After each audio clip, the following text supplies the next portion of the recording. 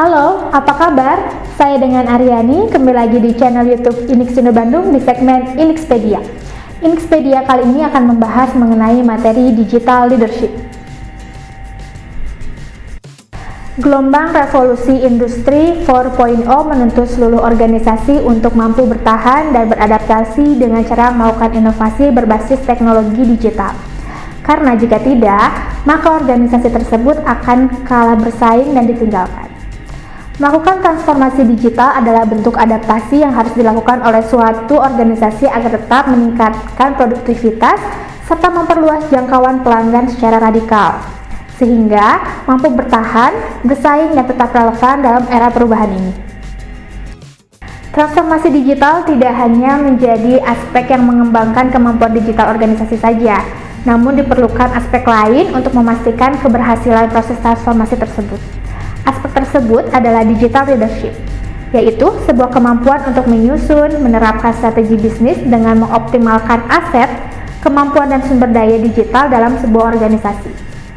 Nah, digital leadership ini dapat diarahkan pada level individual ataupun organisasi, sehingga menjadi budaya inovatif serta berbasis teknologi digital demi peningkatan kinerja dan jangkauan pasar secara radikal. Kepemimpinan di era digital ala Ridwan Kamil. Seperti yang dilansir di laman salah satu berita, Gubernur Jawa Barat Ridwan Kamil mengemukakan prinsip dasar leadership atau kepemimpinan di era teknologi digital seperti saat ini. Resiko pemimpin di era digital segala tindak tanduknya akan diperhatikan oleh publik atau relevan. Prinsip di era digital yang terpenting adalah relevan. Relevan itu, dia sebagai pemimpin tahu bagaimana bersikap di era digital yang serba cepat dan serba transparan. Selain relevan, kepemimpinan yang dibutuhkan di era digital ini adalah visioner, yaitu seseorang pemimpin yang memiliki pemikiran jauh ke depan. Yang kedua, inovasi. Inovasi juga menjadi kunci utama apabila pemimpin di era digital ingin berhasil. Seorang pemimpin harus mampu menciptakan berbagai inovasi melalui ide-ide kreatifnya.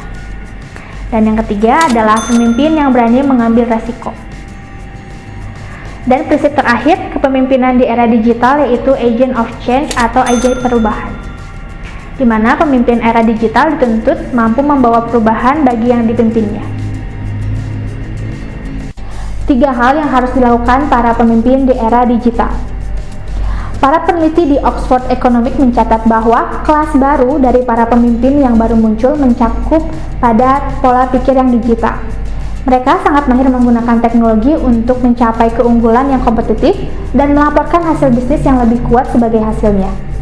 Faktanya, studi Leaders di tahun 2020 baru-baru ini melakukan penelitian terhadap lebih dari 4.000 eksekutif di 21 negara yang menemukan bahwa pemimpin di digital mendorong kinerja yang lebih kuat dalam keterlibatannya terhadap karyawan melalui strategi, kecepatan, dan inklusivitas.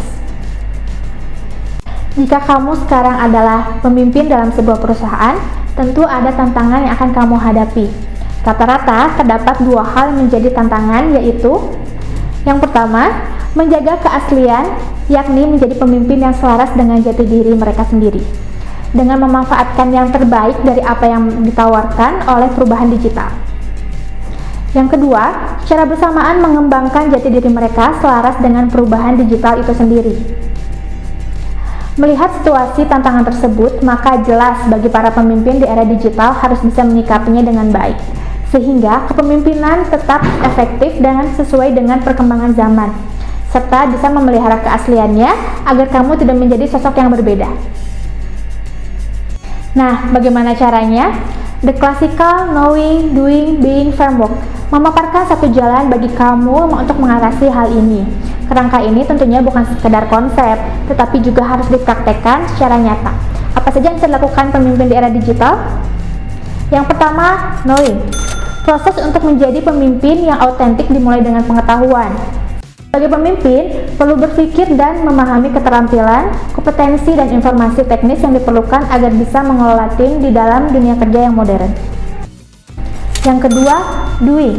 Merangkul informasi yang tepat untuk menjadi pemimpin digital yang autentik cukup mudah. Tantangan sebenarnya dimulai ketika orang memulai mempraktekkan pengetahuan itu.